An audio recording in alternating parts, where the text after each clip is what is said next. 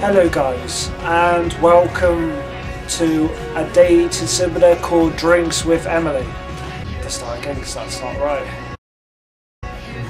Hey guys, and welcome to a dating simulator. This is called Drinks with Abbey.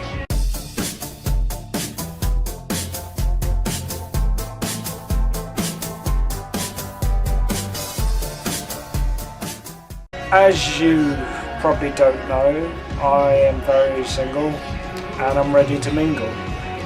And it's Valentine's week. It's a Saturday night.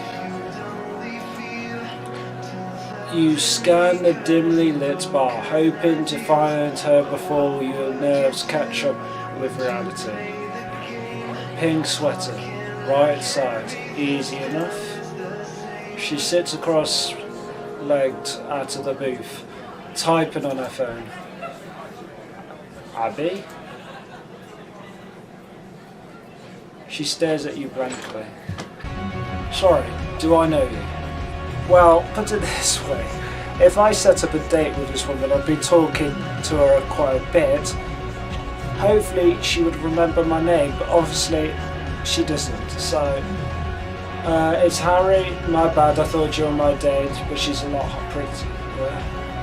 Wow. I'll go to what I do, and then we could do another one if you want of me just being a dickhead. But this is what I would put. It's Harry. This sounds familiar. Oh, I'm just kidding.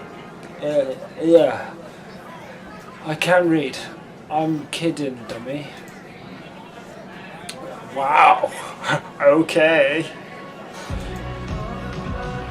In my defense, you're the best actress I've ever seen.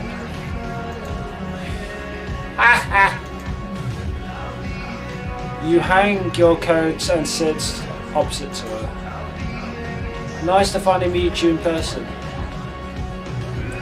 You too. I would just put, I don't know. It depends on how many drinks I've drank. I like your sweater. Thanks, it's my favourite. Do you like that it's cut off at the shoulder? I'm getting shoulder flash vibe from you right now. Oh, I absolutely have that. I knew it. Ha! Is that a real thing? I don't know. Ha ha. I'm sure it is. A waitress appears out of thin air and hovers over by Abbey. Over to Abbey. I can read it, please promise me. I'll promise you, not you promise me. I'll promise you that I can read. Hey, what can I get you guys? A whiskey, neat, but I still want one of those little starry straws. Oh, I like my whiskey. That's an interesting order. Is that my conscience sprayed like? Okay, I do. Yeah, I'll just same. 2 whiskeys. Got it. Don't know why I'm giving it that voice. Oh, you're just gonna copy me. I see how it is. You have a monopoly on liking whiskey? Yes, only I can. I hope you can forgive me one day. Me too. So, have you met a lot of people online? Have you? I haven't. But trust me, I'm rubbish at meeting people. You know, like, I get likes and stuff, but there's no meeting up. It's rubbish when it comes to texting, obviously. Same. And to be honest, if you ask me, my personality comes way much better when talking. Like text, I suppose you don't really get that. But anyway, nothing about me, more about Abbey. I thought I was done with dating apps actually. I wish I was. But the thing is, in the wanted app where you only talk to one person at a time seems cool, so because you got a million messages otherwise. Yup. I think it's because of she pushes her breasts up with both hands. Ooh, is that kind of similar to okay. Personality. Oh, I love a girl like this. We're all not like that. Some of us really are interested in your personality. Yeah, I'm gonna put that a bit defensive. Easy there, fuckboy. I don't even have a drink yet. Wow. Okay. Abby's eyes follow somebody behind you. What do you think of our waitress? What about her? She's pretty cute, right? You're not. You can't win with this already. Like, I've not finished reading and already can tell that you just can't win this. You're only saying that because you think I might be mad if you don't. Wouldn't you be? I'd want you to be honest. Alright, she's cute. Waitress places your drinks at the table. There you go. Abby's drink doesn't have a straw. She's not going to say anything? Does she want me to? I'll check on you in a bit. But like, here you can have my straw. I suppose it just, I wouldn't be too bothered. Abbey plugs it from your glass. Thanks. Very upset of you. New boy, not bad. Maybe there's hope for you after all. Thank you. That'll be all, miss. I don't know if that was a setup or... Yeah, I think it was a setup. Do you know her?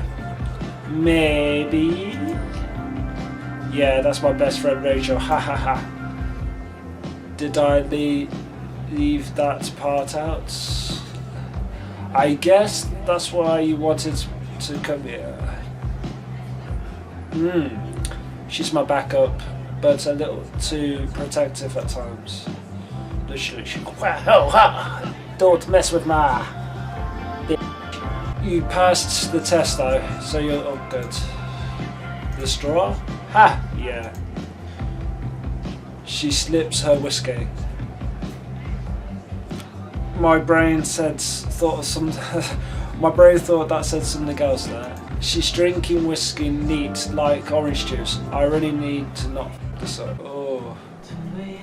Oh, you already know that she comes here because her friends. She's just said the friend works there, so of course she comes here often. Wasn't it supposed to snow tonight? So where did you meet? I suppose that's what I would say. Oh God, we go back like 8th grade back. Damn. I never forgot how we met though. Partly because we ended up talking about it. We had an English class together and we had some kind of timed essay or something. My pencil broke, so I was freaking out. Rachel sat behind me and always had a stupid amount of pencils for some reason. But I didn't want to ask her because I thought she didn't like me. Somehow, she realised what happened and handed me one without even saying anything. Literally, no one in the room said a word, but the teachers like Abbey, no one talking during the essay. I still laughed about how much of the teacher was. But yeah, Rachel's had my back ever since. That's awesome that you stayed so close. I don't have any friends from that far back. I do. Well, what's 8th grade? Year 8 is it? Over here? I've got a friend who goes further, if that's the case. Tell me about your family then. Ugh. She shifts her seat to get more comfortable. How? It's a bench. It's a bench until we're at the table. I mean, technically we're standing up. We're not even sat down. Well, I have a mom and dad. Oh, that's interesting. Ha. I have a sister too. I'm not going to repeat that because I don't like my sister, but I like my brother. Yeah, yeah, I've got a brother. Yes. Oh my god, I hate this. She's not hilarious. My sister's not hilarious. They're all funny apart from her. Must be genetic, right? Obviously, I'm at this annoying age where I realise how much like my parents I am. I don't know if it's just how it's put or I don't know. I just get tripped up. I suppose I don't really read out an awful lot. You don't really do that nowadays, do you? Like, you don't really read out loud unless you're like a nursery teacher or something like that. It's so weird thinking back. They never forced me to do anything or be anything. But here I am, an engineer, just like them. I'm an engineer. I choose to do that. At least I think I did. I didn't. Wait, so both of your parents are engineers too? Yeah, we work in different fields, but still. That's how they met. How do engineers really hang out? I wouldn't say my parents forced me into that certain way, but they definitely pushed. I literally just said that I wasn't forced, or my parents didn't force me into anything. And here it's practically saying I was forced into this. My dad's a dentist. I thought it was still base. My dad's a dentist, and he was always wanting me to work with him. He spent years trying to sell it on to me. He's offered to pay college too, if I entered dental program. I didn't have any better idea, so that's what I did. But something ate away at me, like that I wasn't what I was supposed to be doing, this one. I had no idea first, because it was the same with me. I did an internship that was completely not me, and it was just not me. I'm very sport-like. But something happened a couple of years and got me thinking, I guess.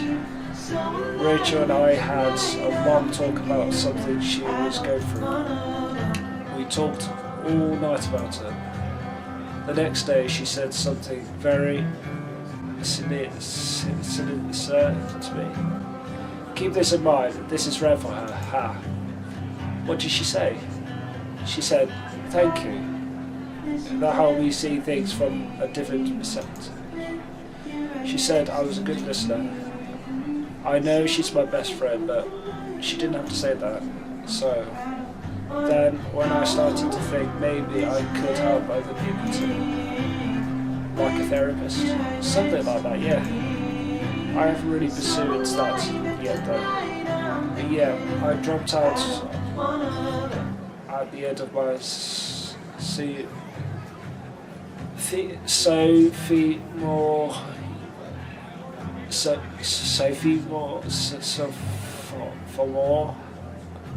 that year.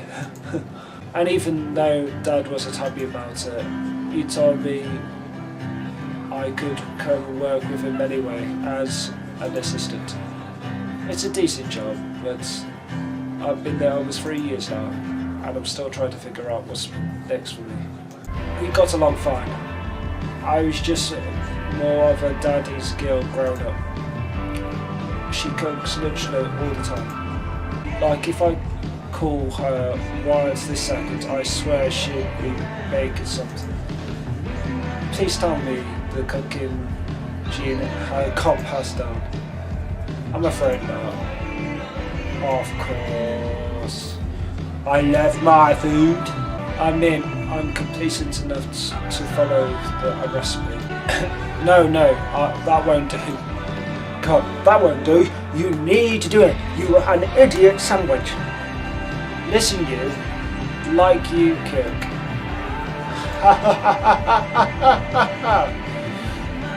She did teach me how to seethe. I actually made a sweater you like. Seriously, that's awesome. thanks. I think I remember seeing someone cosplay Higgs too. Yeah, I've gotten really into it recently. Have you done any competitions? No, not really good enough yet. I'm pretty new. You could just for fun. Ha! I'm too competitive for that. So when I beat you at one of those games over there, you're gonna So when I beat you at one of the games over there, you're going to hold it against me. I can't imagine that's happening, to be honest. But pick your game, we'll see. Yes, play darts. Sounds good. I'll have to set everything up and kick any regulars if I need to. You don't have to do that. I've been coming here long enough.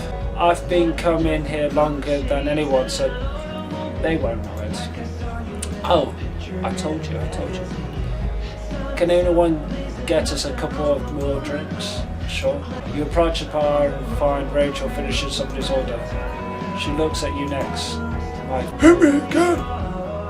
You turn to the man sitting next to you, slunder over his empty glass. Top mate, I've been with you here. Honestly, I'm there in line. Just pour me another drink real quick. Harry, did you say please cut me off if I keep on talking? He hangs his head in defeat. Rachel swipes a receipt from the counter, mumbling to herself. We're on a roll with this tips tonight. Anyway, what can I get for you? 2 more whiskies. She pairs the drinks casually, glaring up at you. You seem an okay dude. But honestly, it's not looking good for you. Really? She sets the drinks at the bar. Yeah, I'm just not sure you're her type, that's all. You peek at the games area where Abbey's talking to a guy. And I think I tried to swoop in just now. You should tell him to stay away from her. I'll probably say I'll plan it. Well, he's already good, better looking than me. You hand Abbey her drink. Thanks. Sorry, I didn't realise you were with someone. Right. I'm Kyle. He reaches out to shake your hand, but you ignore it. I know what you're trying to do, man. Have a friendly conversation. You need to stay away from Abbey. Excuse me? What? We're on a date? Yes, dude. Kyle, can you give us a second? Yeah, of course. He waits nearby, slutting the white night on. It was nice talking with you, but I'm done with this whole thing before. Well, not exactly what I'm looking right now. I think you're overreacting. Kind of deja vu to me, actually. I don't even need someone to decide who I can and can't spend time with, especially not on the first date. Okay, I get it. Could you just leave, please? I will if you don't. Fine. You grab your jacket and head out into the snow. Well, there we go. Right, guys, I'm going to leave it there for this episode. It was an okay game. I mean, I could play again. If you guys want me to try and do another episode and see how close I can get to talking and getting to know Abbey, I do apologise for my terrible reading. I've probably edited an awful lot of it out, but I can read in my head easy, but I don't know, there's something about reading out. Maybe it's the sound as well, the headphone. I don't know. I'm making probably a rubbish excuse, but that's like the last bit. I wouldn't have done that. I would have just shook his hand, you know. And to be fair, she would have probably chosen him over me anyway, because at that stage, you know, like I don't think I have a really good track record of competition. Hope you had a nice Valentine's.